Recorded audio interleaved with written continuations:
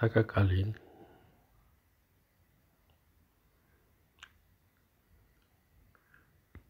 আমার বন্ধু পরাগজ্যোতি হরের টানে আমি বঙ্গীয় সাহিত্য পরিষদে গিয়েছিলাম। ওইখানে সেই ছোটবেলাটার স্মৃতি মনে পড়ছিল। অনেকদিন পর সময় পেয়ে বন্ধুর টানে ওদের একটা অনুষ্ঠানে চলে গেলাম।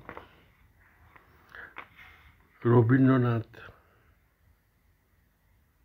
শিলংয়ে কয়েকবার এসেছেন, অনেক পুস্তক লিখে গেছেন।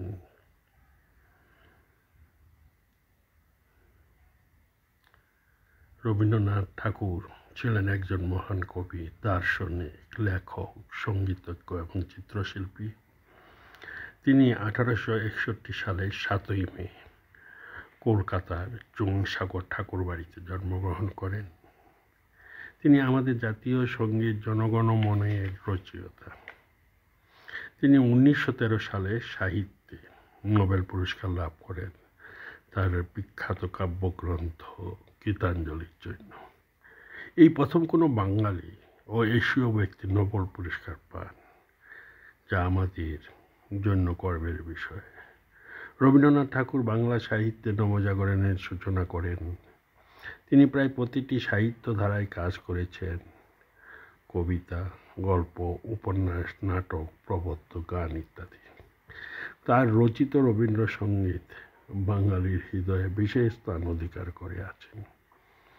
তার প্রতিষ্ঠিত শান্তিনিকেতন আজ বিশ্বভারতী বিশ্ববিদ্যালয় নামে পরিচিত, যা জ্ঞান ও মানবিকতার প্রতীক। রবীন্দ্রনাথ ঠাকুর কেবল একজন কবি ছিলেন না, তিনি ছিলেন মানবতার এক মহান পথপ্রদর্শক। এই মহান ব্যক্তিত্বের জীবন ও কর্ম আমাদের জন্য চিরন্তন প্রেরণা দিয়ে থাকে। Rabindranath Tagore was a poet, philosopher, artist, and Nobel.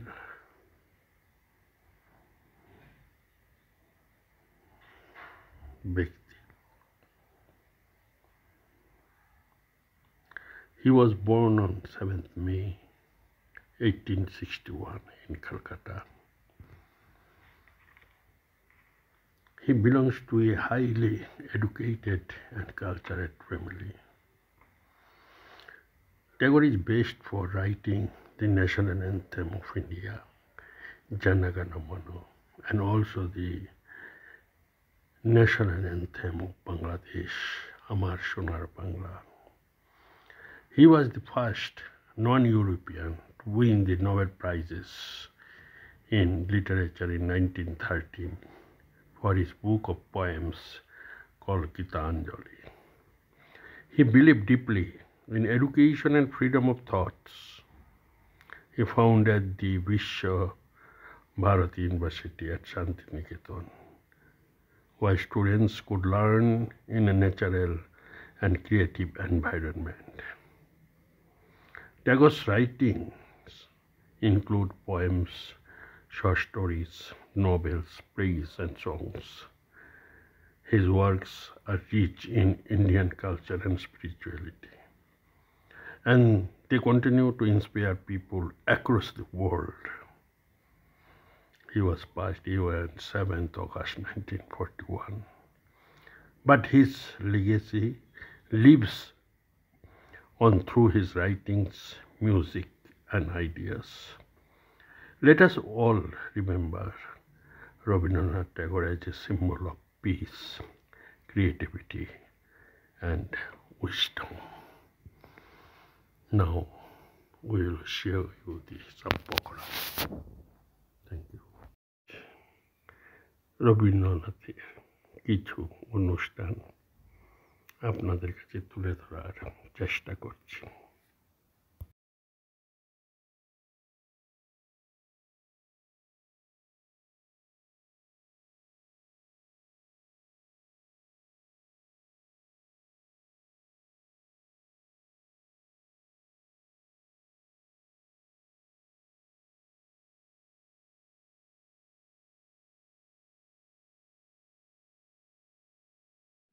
Jyotirgamay, অন্ধকার থেকে আলোর পথে, এক অন্তরিক্ষ অনুসন্ধান, আত্মার জাগরণের কথা। গুরুদেব রবীন্দ্রনাথের কাব্য ও দার্শনিক ভাবনা একে অপরের সাথে অবিচ্ছেদ্যভাবে জড়িত। রবীন্দ্রনাথের দর্শন মূলত আধ্যাত্মিক মানবতাবাদ এবং বিশ্বজনীনতার উপর ভিত্তি করে গড়ে উঠেছে। তিনি বিশ্বাস করতেন যে মানুষ তার আত্মার মাধ্যমে পরম সত্তার সাথে একাত্ম হতে পারে। এই নৃত্যে আমরা সেই যাত্রাকে তুলে ধরেছি ছন্দ ও কাব্যের সম্মিলনে। আমরা বিশ্বাস করি শিল্পের মধ্য দিয়ে আত্মার মুক্তি ঘটে, যেখানে নৃত্য, সঙ্গীত ও জ্ঞান মিলিত হয়ে এক হয়ে যায়।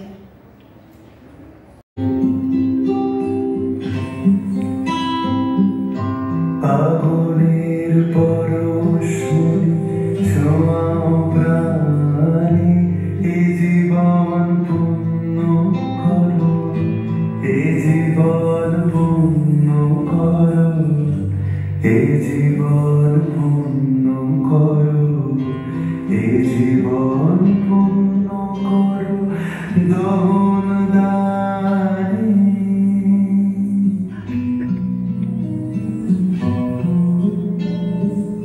আগুনের পরশমণি ছোঁয়াও প্রাণে,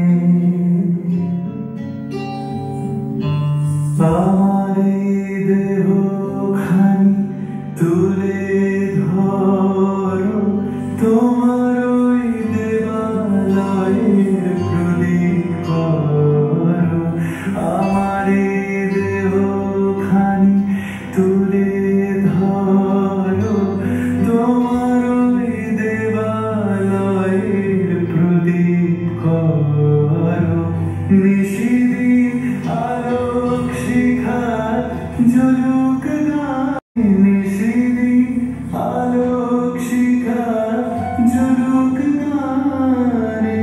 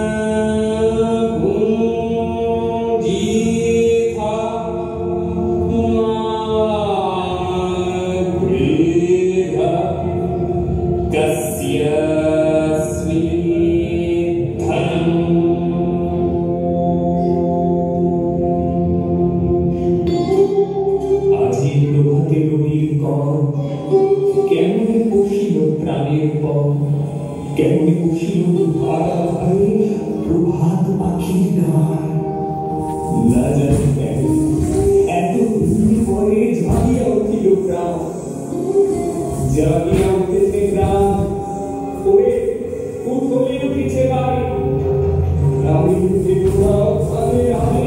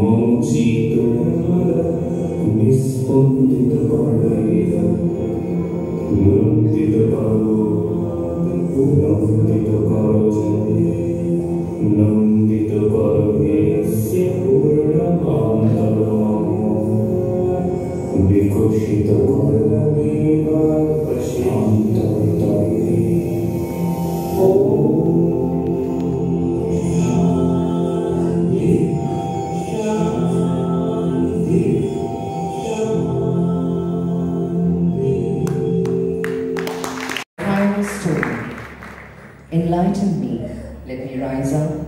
Let me rise up beautifully like a phoenix, and let me be one of those who can enthrall one and all.